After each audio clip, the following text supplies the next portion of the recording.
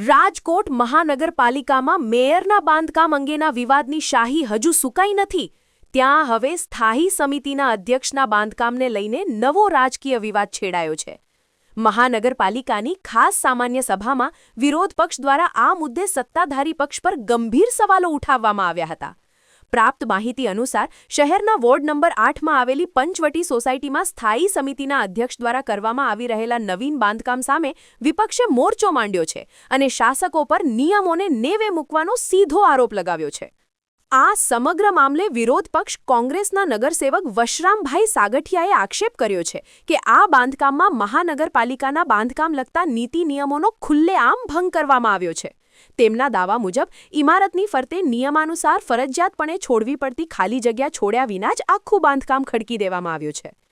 આ કથિત ગેરકાયદેસર બાંધકામને તાત્કાલિક ધોરણે દૂર કરવાની ઉગ્ર માંગ સાથે વિરોધ પક્ષ દ્વારા મહાનગરપાલિકાના કમિશનરને સત્તાવાર પત્ર લખીને યોગ્ય કાયદાકીય કાર્યવાહી કરવાની રજૂઆત કરવામાં આવી છે. વિપક્ષના આ આકરા પ્રહારો બાદ સ્થાયી સમિતિના અધ્યક્ષે પોતાનો બચાવ કરતા તમામ આરોપોનું ખંડન કર્યું હતું. તેમણે સ્પષ્ટતા કરી છે કે આ બાંધકામમાં કોઈપણ પ્રકારની ગેરરીતિ આચરવામાં આવી નથી અને સંપૂર્ણ કામગીરી સરકારના નવા નિયમો અનુસાર જ કરવામાં આવી છે. બાંધકામમાં તમામ નીતિ નિયમોનું સંપૂર્ણપણે પાલન કરવામાં આવ્યો હોવાનો દાવો કરી તેમણે વિપક્ષ દ્વારા કરવામાં આવતા આક્ષેપોને તદ્દન પાયાવિહોણા, ખોટા અને રાજકીય દુરાગ્રહથી પ્રેરિત ગણાવીને ફગાવી દીધા હતા. પહેલાં તો આજે રાજકોટ મહાનગરપાલિકાનું ખાસ જનરલ બોર્ડની આજે બોલાવવામાં આવ્યું હતું. વિપક્ષના સભ્યોને 2 કે 3 ટર્મથી રાજકોટ મહાનગરપાલિકામાં વિપક્ષના કોર્પોરેટર છે અને ખુદને ખબર નથી, પણ એક્ટ મુજબ મેયરશ્રી ગમે ત્યારે જનરલ બોર્ડ બોલાવી શકે છે. જ્યારે ટર્મ પૂરી થતી હોય, આવતીકાલે ટર્મ પૂરી થાય છે અને સ્ટેન્ડિંગ કમિટીએ મંજૂર કરેલા અમુક જે કામો છે જે જનરલ બોર્ડમાં જવા લાયક હોય કામો, બોર્ડની મંજૂરીની અપેક્ષાએ બોર્ડ જે સ્ટેન્ડિંગ કમિટીએ મંજૂર કર્યા હોય એ બોર્ડની અંદર લઈ જવા પડે. આવતીકાલે 11 તારીખે રાજકોટ મહાનગરપાલિકાનો 5 વર્ષની ટર્મનો છેલ્લો દિવસ છે. જે 12 દરખાસ્તો હતી નિયમ મુજબ અમારે લેવી પડે. મહત્વની દરખાસ્તોમાં BAPS સ્વામિનારાયણ સંપ્રદાય કાલાવા રોડ પર જે મંદિર છે પ્રમુખ સ્વામી મહારાજ સાહેબનું, એને નિઃશુલ્ક દરે રેસકોર્સ ગ્રાઉન્ડ મહોત્સવ માટે આપવાની દરખાસ્ત હતી, સ્ટેન્ડિંગે મંજૂર કરી હતી, પણ આ નિયમ છે કે બોર્ડમાં લઈ જવું પડે. બીજું, સમગ્ર રાજકોટના જૈન સમાજનું નાથ જમણ માટેની પણ એક દરખાસ્ત હતી, એ પણ નિઃશુલ્ક દરે રેસકોર્સ ગ્રાઉન્ડ દેવાની દરખાસ્ત હતી. જો આ દરખાસ્ત અમે ન લઈએ તો કોર્પોરેશન એને આચારસંહિતા વખતે ગ્રાઉન્ડ નથી આપી શકતું. વિપક્ષ વિરોધ કરવો જોઈએ, પણ વિપક્ષે અભ્યાસ કરીને વિરોધ કરવો જોઈએ. નંબર 3, અમીન માર્ગના રોડ ઉપર જે કોર્પોરેશનને પ્લોટ વેચ્યો, આને દસ્તાવેજ કરવાનો છે. આના 106 કરોડમાં જે પ્લોટ વેચ્યો છે એની પણ દરખાસ્ત હતી કે જે બોર્ડે મંજૂર કરવી પડે. જ્યારે મહાનગરપાલિકા કોઈ પણ પ્રાઇવેટ ઓપ્શન જ્યારે કરતું હોય છે અને પ્રાઇવેટ બિલ્ડર પ્લોટ લે છે ત્યારે આ BPMC એક્ટ ને GPMC એક્ટની પ્રણાલી મુજબ બોર્ડમાં મંજૂર કરવું પડતું. પણ વિપક્ષ સ્વાભાવિક છે, પણ દુઃખ એ વાતનું છે કે અભ્યાસ વગર જીકમજીક કરે છે. મારા આપને પણ વિનંતી છે મિત્રો, મીડિયાના મિત્રોને, કે આજે આ છેલ્લું બોર્ડ છે. વિપક્ષના સભ્યને ખાલી તમે પૂછો કે તમે કયા આધાર અને કયા નિયમ મુજબ તમે પ્રશ્ન પૂછો છો. ગમે એ પ્રશ્ન પૂછી નાખે અને એનો જવાબ દેવા અમે બંધાયેલા નથી, છતાં પણ આપ કહો છો એનો આપને આપું છું જવાબ. વિપક્ષનો વિરોધ અર્જન્ટ દરખાસ્ત માટે છે જે ફ્લાવર બેડની સમજાવું. રાજ્ય સરકારનું શહેરી વિકાસ સત્તામંડળ અને કેબિનેટ આ નિર્ણય કર્યો કે ખાસ કિસ્સાની અંદર રાજકોટ મહાનગરમાં જે ફ્લાવર બેડનો જે ઇસ્યુ છે એમાં જે નિયત દરો નક્કી કર્યા છે એ દરો મુજબ કમ્પ્લીશન આપવું. પરંતુ દર મુજબ ખૂબ વધારે પૈસા થતા હતા, એટલે એ જ કાયદાની જોગવાઈ મુજબ રાજકોટ મહાનગરપાલિકાને અમને સત્તા છે. અમે લોકોએ સ્ટેન્ડિંગ કમિટીનું જ્યારે બજેટ બનાવ્યું ત્યારે નવા નાણાકીય વર્ષ માટે અહીંયાથી જાહેરાત કરવામાં આવી હતી કે 50 લાખ રૂપિયા સુધીનું કોઈપણ બિલ્ડરને BU સર્ટિફિકેટ માટે જો ભરવાના છે, ખાસ કિસ્સાની અંદર રાજ્ય સરકારે નિર્ણય અનુસાર તો એમાં 50 લાખ રૂપિયા સુધી ચેક આપી શકશે અને 50 લાખથી ઉપર કોઈ ન હશે તો એના 3 મહિનાના 1 વર્ષના 4 હપ્તા કરીને એને સુવિધા મળે. કારણ કે સ્વાભાવિક છે કે કોઈને 10 કરોડ ભરવાના આવશે, કોઈને 5 કરોડ ભરવાના આવે. આ ચેકથી ભરવાના છે મિત્રો. એટલે બિલ્ડરને બિચારાને મુશ્કેલી પડતી હતી. અનેક રજૂઆતો હતી, ભારતીય આખા દેશના બિલ્ડર એસોસિએશનની રજૂઆત હતી, ગુજરાત ક્રેડાઈની હતી, રાજકોટ બિલ્ડર એસોસિએશનની રજૂઆત હતી. કે અમને હપ્તા કરી દેવામાં આવે. કાયદાની જોગવાઈ મુજબ એ હપ્તા કરી દીધા. એની એક અર્જન્ટ બિઝનેસ દરખાસ્ત હતી જે આજે મંજૂર કરવામાં આવી છે. બીજી દરખાસ્ત હતી નિર્મલા કોન્વેન્ટ સ્કૂલને હાઈકોર્ટની સૂચના મુજબ નિર્મલા કોન્વેન્ટ સ્કૂલનું જે ગ્રાઉન્ડ છે જે 1998થી કોર્ટ મેટર ચાલે છે. Nirmala convent school supreme court સુધી ગયા હતા.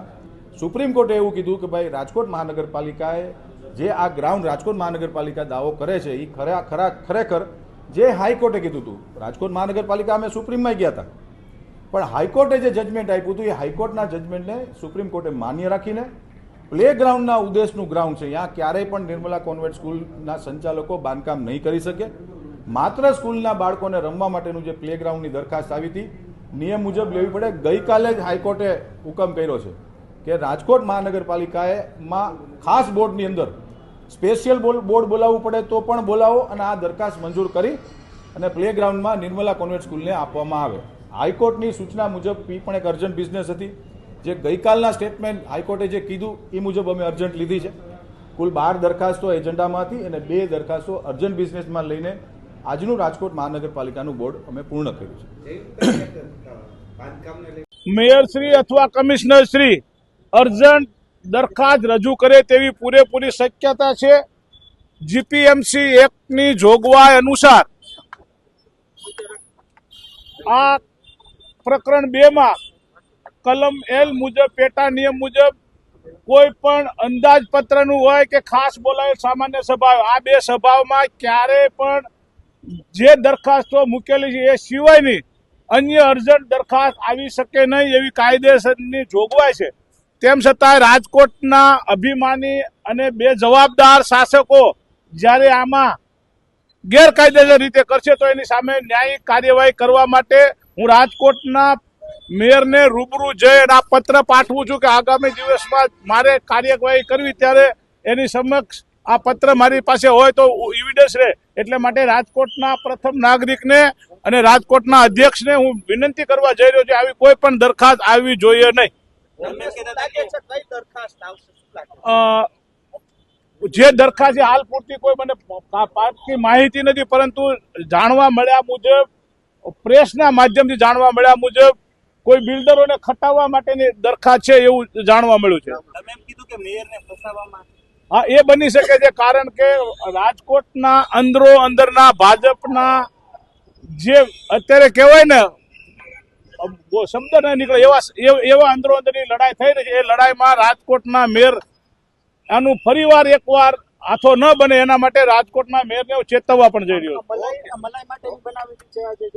છું. એ તો આપને પણ ખબર છે, મને પણ ખબર છે, ગુજરાતની અને રાજકોટની પ્રજાને પણ ખબર છે. ભ્રષ્ટાચાર માજા મૂકી દે ભ્રષ્ટાચાર કરવા સિવાય રાજકોટના આ લોકો કંઈ કરતા નથી. જાતા ચેરમેન સાહેબને કંઈક સૂજ્યું છે એટલે વળી પાછું નવું ઊભું કરી અને આ લાવ્યા છે. અને રાજકોટના બીજી એક તમને જાહેરાત કરી દઉં, આજથી તમે બધા પંચવટી સોસાયટી શેરી નંબર 2 બગીચાની બાજુમાં ચાલતું બાંધકામ જે રાજકોટના સ્ટેન્ડિંગ કમિટીના ચેરમેનના બંગલાનું બાંધકામ છે તમે જોવા જજો. આના એટીપી એના વોર્ડના 8 નંબર વોર્ડના એટીપીને પૂછજો. માર્જિનમાં બાંધકામ થઈ રહ્યું છે અને પોર્સમાં પણ બાંધકામ થઈ રહ્યું છે જે ટાઉન પ્લાનિંગ એક્ટની વિરુદ્ધ છે. એ બાંધકામ પણ અટકાવવું જોઈએ. એના માટે અત્યારે રાજકોટના કોર્પોરેશનના કમિશનરને મેં પત્ર ઇનવર્ટ ફરિયાદનો કરાવ્યો છે. બેન ને ભાઈ બંને આપ જોવો છો એક જ છે. બહાર જે કરતા હોય તે પરંતુ ગેરકાયદેસર બાંધકામો ગેરકાયદેસર મને ખબર નથી કોનું. મેં તમને સરનામું આપ્યું. મેં પોતે ત્યાંના કામ કરતા મજૂરે પૂછ્યું છે આ કોનો બંગલો છે તો એને મને ચેરમેનનું નામ આપ્યું છે.